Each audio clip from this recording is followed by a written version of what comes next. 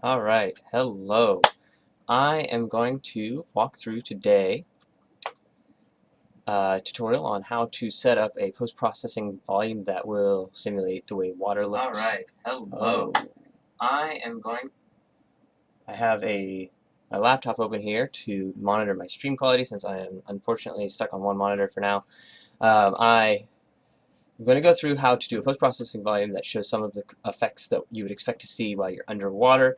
I'm going to use the water planes that Epic provides in their community learn section right here, these water planes. I'm going to today be using 4.11.2, so it shouldn't matter though. Everything I'm doing is fairly straightforward and has been consistent since at least 4.45 as far as I know. I'm going to do a new project, and you can do either with or without starred content depending on what you're using this for, and you can do either scalable 3D or 2D or maximum quality depending on whether or not you want to do this for a mobile or phone game, or for VR you're going to want the same. I'm going to go ahead and leave it on that. I'm going to call it my water volume project.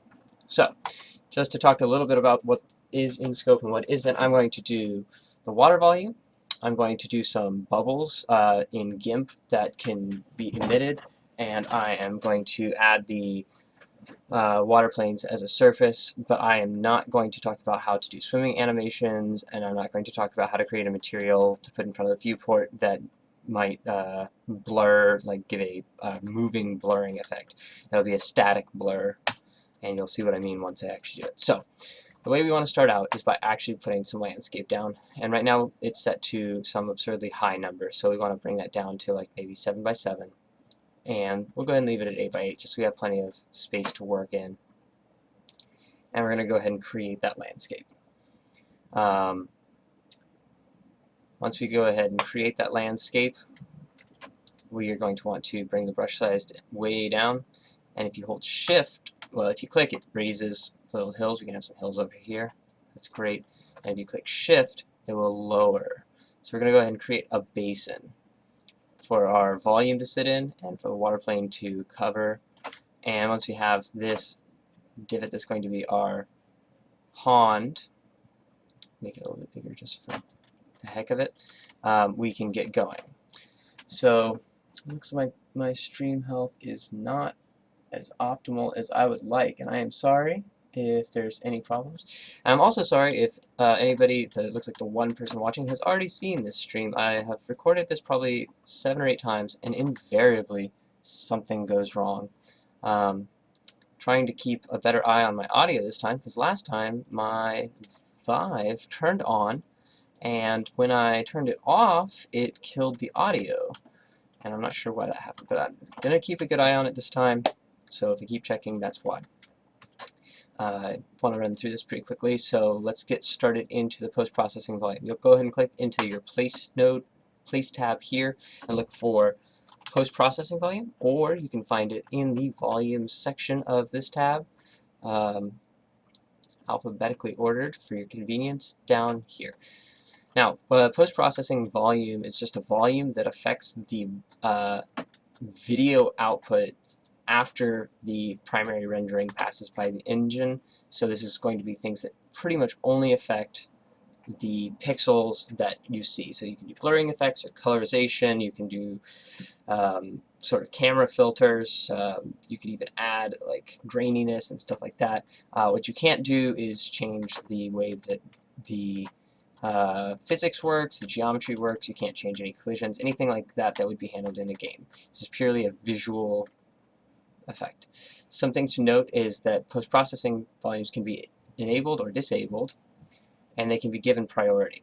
The highest priority post-processing volume that you are in is the post-processing volume that will be applied to the video output of that viewport, whether that's a character viewport or an animation viewport. You may also set them unbounded or bounded, and all that means is whether or not it affects the entire world like this, or whether it's only affecting everything inside of this box. For the sake of water, we obviously only want it to affect what is underwater, So we're going to place it down in here and resize it to the size that we want for our lake, something around that, and we're going to want it to be a lot deeper because we want it to actually go all the way to the bottom. Go ahead and make it a bit longer. Then we're going to go ahead and move this into position and then lower it until it's just out of the edges there. So we should have pretty close to a surface here. And you notice when you go into it, it doesn't do anything because all of the settings are set to the default post-processing settings of the level. These normal sky settings with the beautiful sun there. What we're going to do though is we're going to change it from those. So we don't want to go to color grading. Color grading is a really cool thing you can do with a key that will affect the way that all of the colors are transformed when they are rendered on, or displayed on the screen. Pardon me. It is summer and my allergies are just going crazy. What we want to do is scene color. And the scene color is going to be what we change. You can do it by RGB, but I find it much easier to just use this finder. We want to do something fairly soft, and then we also want to make it darker because underwater less light is coming through, so we're going to want to do that darker. And now you'll notice that it has made 0 changes because we're not inside that volume. But as soon as we go in, it affects us. So now we have this nice blue color. We can even make it a little bit murkier. And there we go. So we've got this nice blue color. And I'm sorry, it looks like the stream is again having streaming issues. This didn't happen last time. Last time, the stream was perfectly a-okay the entire time, but the audio got jacked up. Now, the stream's going to have issues the entire time, but the audio will be just fine. Well, hopefully the video will come through. I have it set to 60 frames a second, which you probably don't need. So maybe for the next video I'll lower that and see if that helps at all. Either way, I will stop recording and then let it sit for a while, and hopefully the entire video will make it up. And even if the stream quality right now is bad, it looks like there's only one person watching. That may be myself. So this should be okay. What we want to do now, though, is a few things. First of all, the sun looks very focused still, which it does not when you're actually underwater. Instead, it looks all blurred out. And it's going to have a filtering effect through the water. So to get that, we want to change the bloom up significantly so we get this blurry I'm under a pool looking up at the sun look. And you can change this size scale if you want as well to make it look more blurred out. If you change it down, it does really weird things. I don't recommend that, but maybe 6 or 8, and that's going to give you this sort of looking up at the sun from under a pool effect. The second thing we want to do is the lens flare. Now there's a lot of settings. You can play with light propagation, the way that the ambient cube map works, all sorts of things, but this is just going to be a very basic underwater volume. You can do that, and this is going to be how the light is filtering through the water. But this looks like it's coming through air, it's too bright, so we want to change the intensity down to something like maybe 0.5 or even 0.2, and we want to change the tint to something much, much darker, and probably on the blue side, maybe even the green side, to get a little bit of differentiation under the water. So now we're going to have something along this line. You know, you're swimming, and you can see that. The other problem we have now is that everything looks very sharp and in focus, the same way that it does when we're out of the water. This is not accurate. Water tends to blur, at least for human eyes, blur the visibility of objects in the distance. And to accomplish that blurring effect, what we're going to do is we're going to mess with the depth of field. Now, again, there's a lot of settings here. You can do a lot of really cool stuff, and you can really do a lot of stuff. What I'm going to do is a very basic way to do this by changing the method of depth of field to a Gaussian depth of field. And you can notice now that there is a section that is in focus up here, but everything else is blurry. Now that is not how water works. We need to move this back. So what we do is we can change the focal distance to something like maybe 100, which will put it somewhere, arm's length is getting in focus. But we also want the transition regions to be a little bit sharper, so maybe something like 200 for that transition region, and 200 for that transition region. And all that is saying, probably a little bit farther than 10, something like 100 maybe. All that's saying is that this region where it transfers from blurry to sharp is 200, and then from the sharp back to the blurry is another 200. So this one I oftentimes will smear out to like 500, leaving this one at 200 and bringing this into somewhere like 75 so that it looks it's right next to you. But if you're right up close to something, then it gets blurry from being too close. So you can play around with all of those settings, but now we have this pretty heavy blurring, and you should be able to also affect the amount of the blurring, but I cannot remember, to be quite honest with you, which of these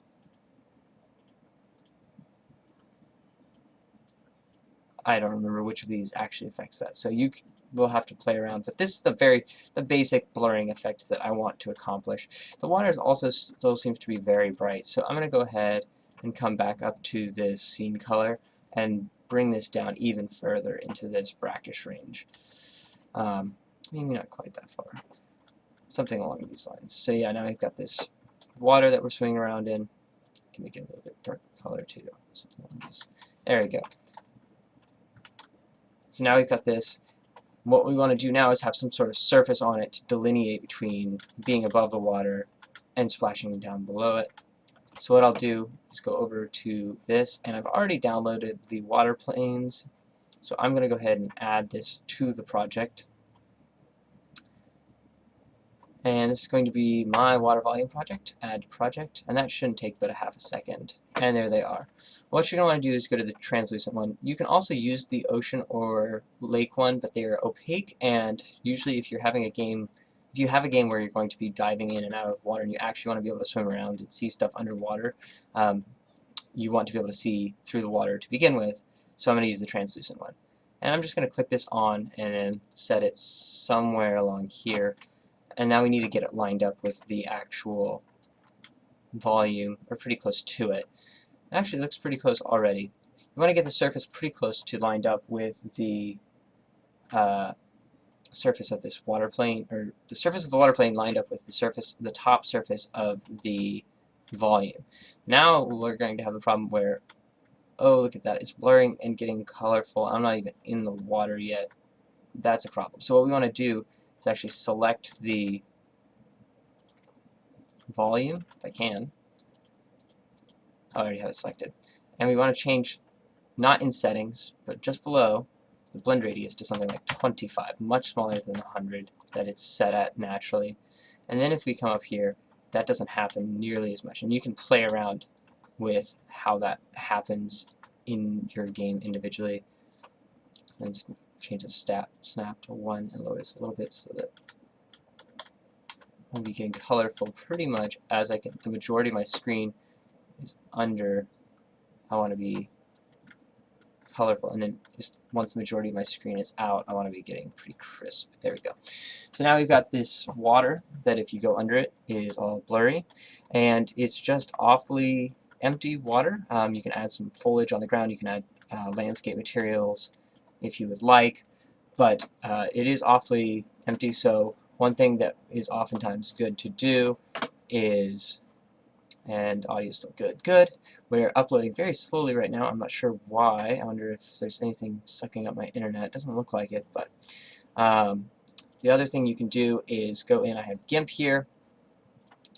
Now let's open up GIMP and let's add some bubbles. And the way I'm going to do that is I'm going to do a new image at, say, 400 by 400. Looks good. And I'm going to select by color. And I'm going to go to the Colors tab here. I'm going to color to alpha to get the whole thing transparent. And once I've done that, I'm going to go in and I'm going to select this, and it's already set to airbrush, the correct brush with the correct softness that I want. And I'm going to make the size, say, 400, which will be a little bit shy of the size of this box. And I'm just going to spray in here until it's as dark as it goes, which you'll notice leaves quite a bit of transparency. On the edges, I'll smear it around a little bit here, just so I don't have a 100% round bubble.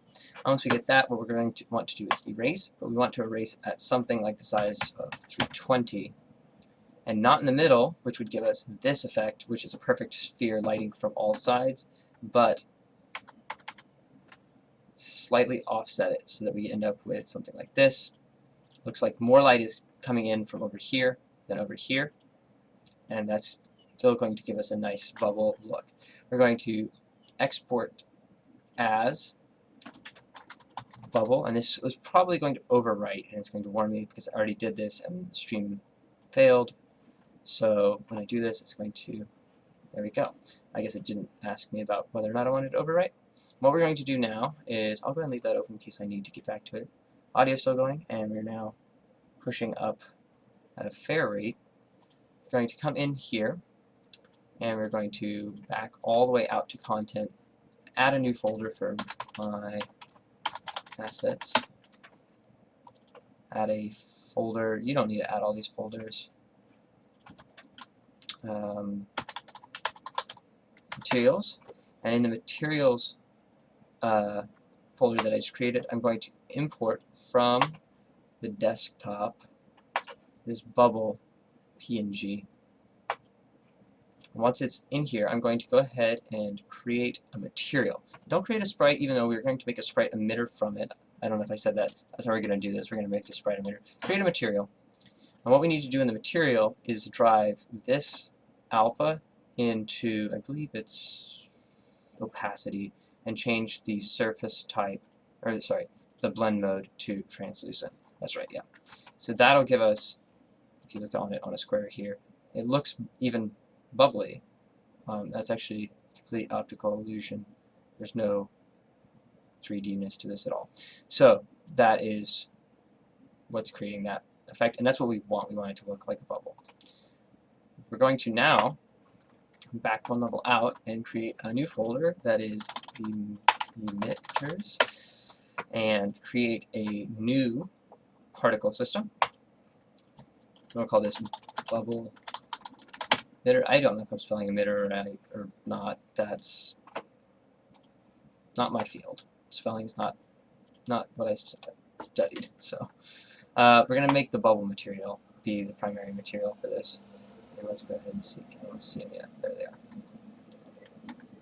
Yes? No? Bubbles? There they are. Okay. Had to... Yeah. Now they're all bunched up, so what we want to do is add a location. So start typing, right-click, and then start typing LOC. I should get it. Location. Initial location node.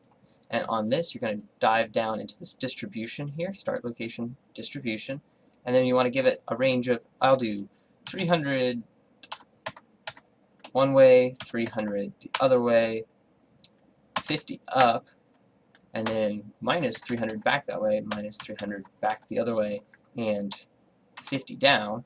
That'll give it a range of 600, 600, and 100.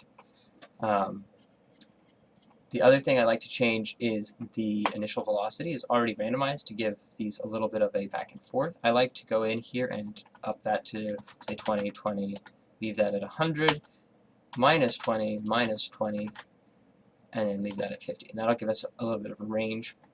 The initial size needs to come way down because these actually turn out to be, you'd have to play around with it, but they actually turn out to be way too big.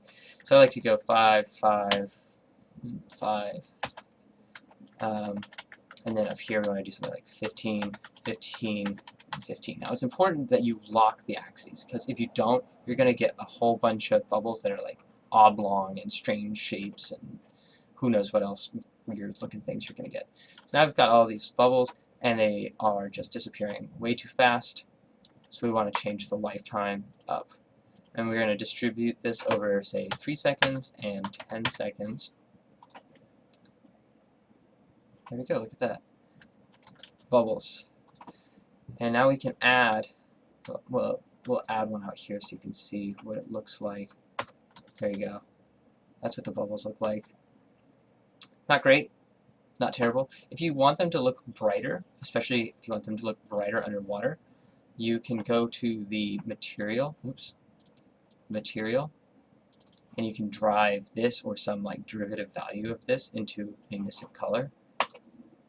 which once it saves,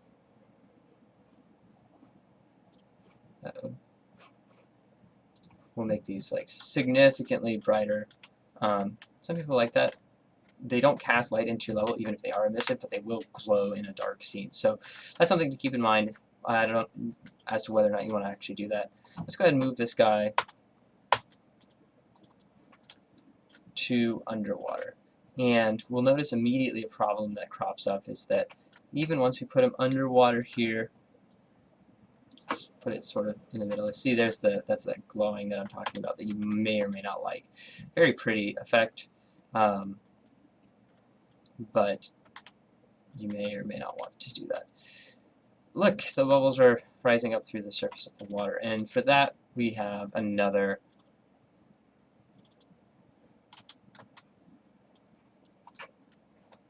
there we go. We have another fix. So first of all, let's go ahead and create a few of these so we can get bubbles everywhere.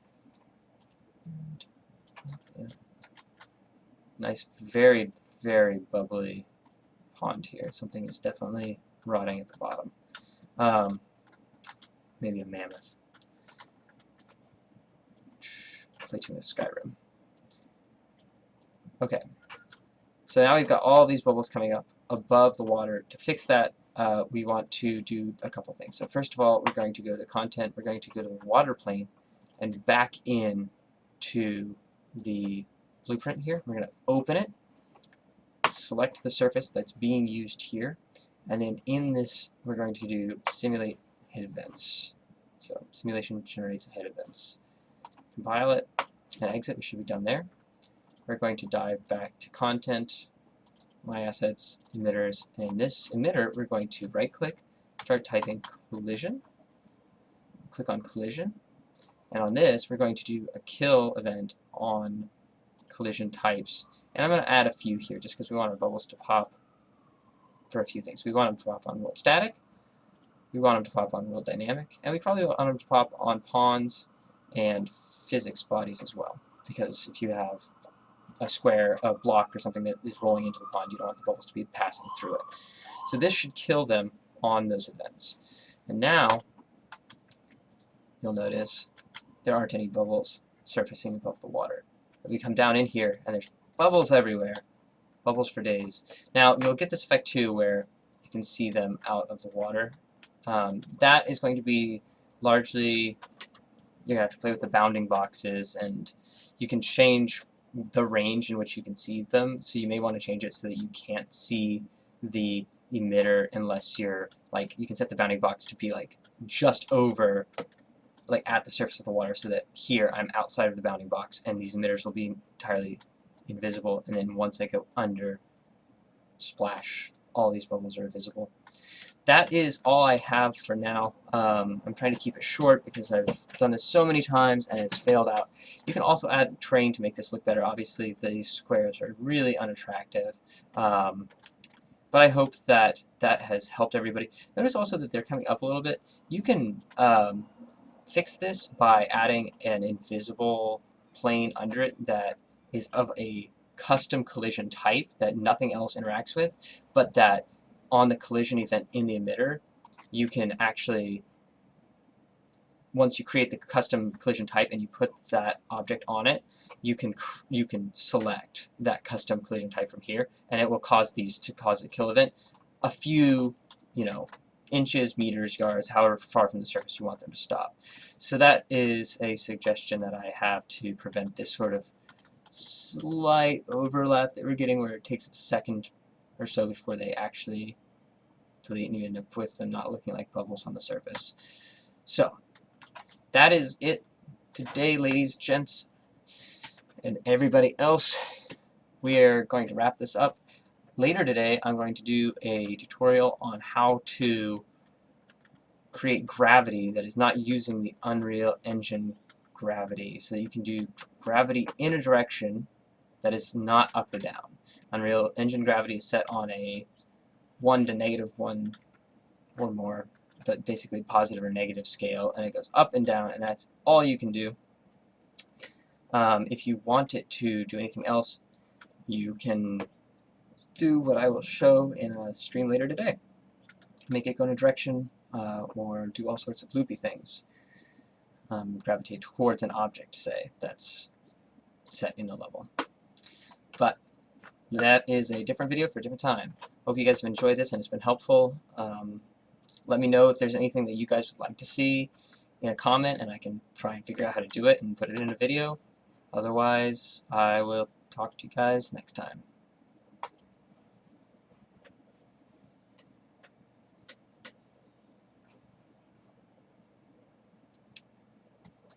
Theoretically, I don't know if I'm still streaming or not.